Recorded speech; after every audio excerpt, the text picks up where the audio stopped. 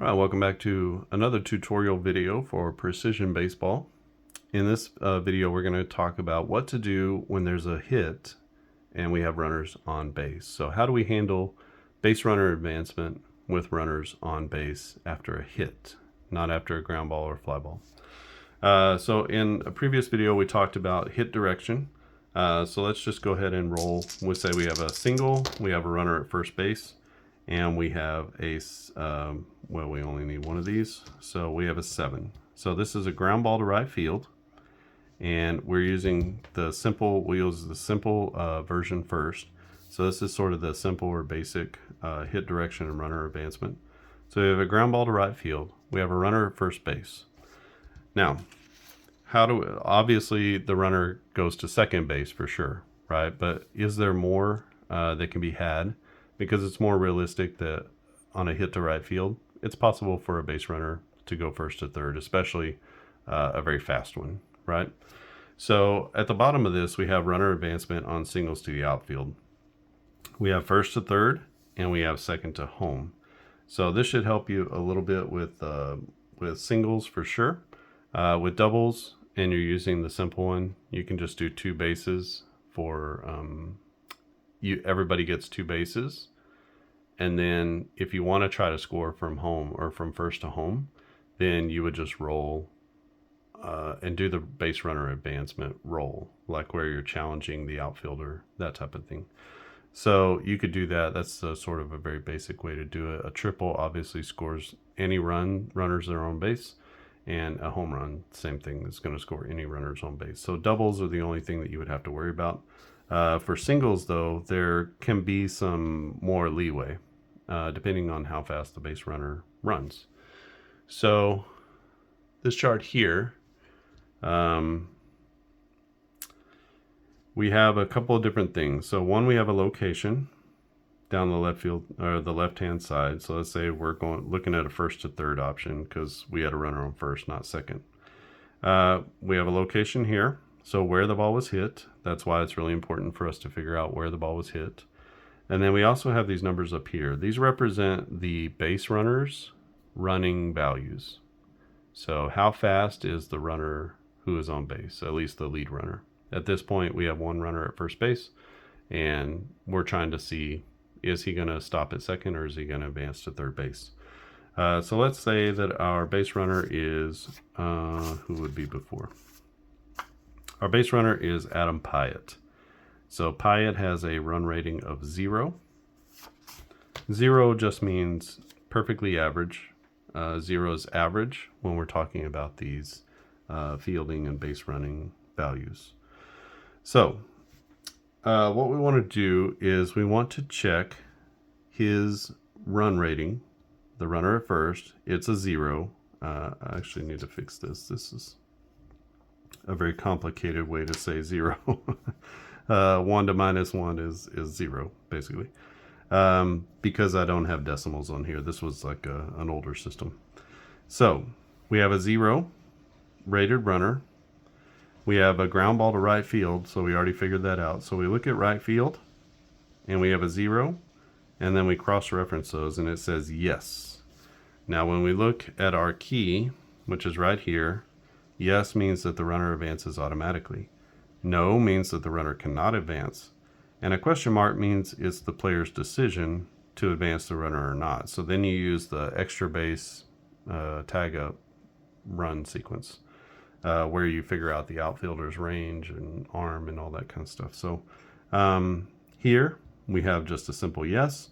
That means on a hit to right field or down the right field line, this player is going to advance first to third. So very simple, very easy base runner advancement.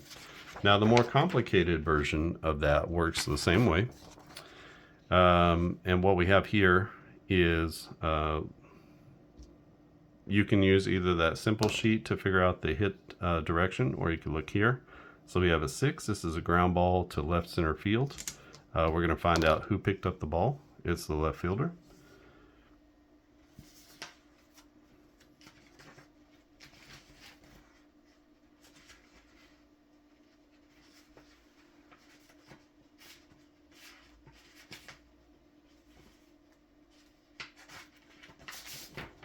Sorry about that. I wasn't fully prepared for this one like I should have been.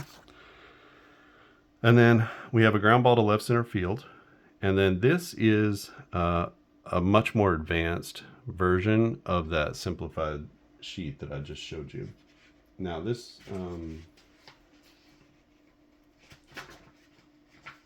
this sheet uses a couple of different extra sheets. And one is going to be the manager tendencies sheet. So on one side we have the manager's tendencies about how they handle stealing and pinch running and pinch hitting and stuff like that. On the other side, under the red, we have taking extra bases. And that's where this is all going to come in very handy. So let's say this is the Oakland A's. We have Ken Maka here. And the A's are aggressive going first to third.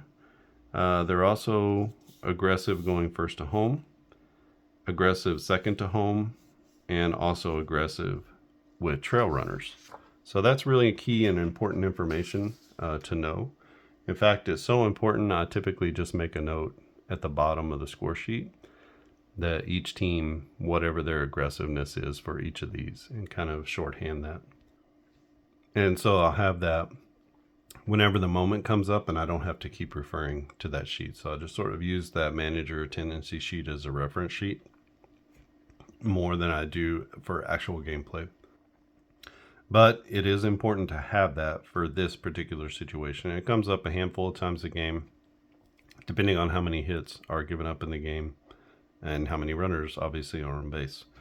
So what we have here, it says here to match the team's base running aggression, which we just figured out is aggressive for Oakland, to the charts below for the type of runner advancement. Again, we have a runner at first base. Now we have a hit to left center field. Again, 1 to -1 is a 0. So this is going to be a hit to left center field. And we have an aggressive going first to third. You see that? Yeah. So they're aggressive going first to third. We have a 0 runner. And we have a hit to left center field. So when we cross-reference that, we get a question mark. Now on the second page or on the back of this sheet, you can see that the question mark says check to see if the runner advances. That means do the extra base tag up check. There's advance or score. So the runner scores automatically to the next base. He advances automatically either to the next base or he scores. You'll see scoring on, you'll see here, so second to home, we have score as opposed to advance because you're checking to see is the runner going to score. So we have a question mark, and then from that point, we can choose, so the gamer can choose, are we going to try to advance them? And then you sort of, there's a process of figuring out the runner's running speed and the outfielder's arm and range so that we can figure out, okay, who has the advantage in that? And then we roll to see if the runner is safe or out. So we'll cover that in a different video, but this is just to get you into the place where you understand the base running. If this was Seattle, Seattle is cautious with just about everything. And so if it was a 0 rated runner and it was cautious going first to third, a 0 here, hit to left center field is going to be a hold. So they're going to hold that runner and there's no chance to score. If it was a normal, then you can see here to left center field is a question mark, similar to the aggressive. Difference here, you can see there's a hold if it's down the left field line, but if it's hit right to the left fielder, there's a hold here for normal, but a question mark for aggressive. So if you're aggressive, you're going to be taking more chances to send runners home, forcing that throw to the plate, that type of thing. The last part is trail runners. So let's say we had a runner at second base and a runner at first base. So the runner at second base is going to come around to home. There's going to be a play at the plate. Let's say it's one of these question marks here, right? It's a throw to or a hit to center field, and the base runner is a 0. We're going to try to score. We're going to force the issue, make the center fielder throw us out. The throw comes home, And then what do we do with the runner who is at first base? Is he going to advance to second base on the throw? So that is the question. And we have an opportunity for that through the trail runner system. So you can see here the trail runners are aggressive, normal, and cautious as well. That's also located on your sheet. The A's are aggressive, so if they had a runner at first base, it would be aggressive. Let's say it's Adam Pyatt again, and we have a 0 again here. And so you can see that there are two throws. There's a throw to third base and a throw to home. So if a runner is trying to go first to third, does the batter advance to second base? Yes or no? And then if the throw is to home, let's say we're going second to home and that runner at first, what does he do? Does he try to advance or no? And we're going to see here. So if the throw is to third base for a 0 rated runner, that's going to be a question mark. Maybe he goes to second, maybe he doesn't. And then if the throw goes all the way home, that runner is going to go from first to second and advance. But you can see here down, not as good a runner is going to hold at first base on a throw through that goes to third base or at home. So we have our trail runners. That's for aggressive. It gets significantly different. So if it's a throw to third, that runner would hold if it was normal, and if it was cautious, the runner is not going to advance until they're over a 0 running rating. So trail runners do come into play, and all the trail runners need to be accounted for. The batter, the trail runners. So if we're going first to third, does the batter advance to second base on the throw to third? That's really, that would be pretty aggressive base running to be able to do that. But we have that in there, and if it should come up, we'll go through the base running situations and figuring out how to deal with that. So that is hit direction and runner advancement. The singles really are where you're gonna maybe trip up just a little bit. But that's where there's a little bit more work for the singles to the outfield. And then if you're using this more complex sheet along with the ballpark card, then that's going to be your most detailed way to figure out runner advancement.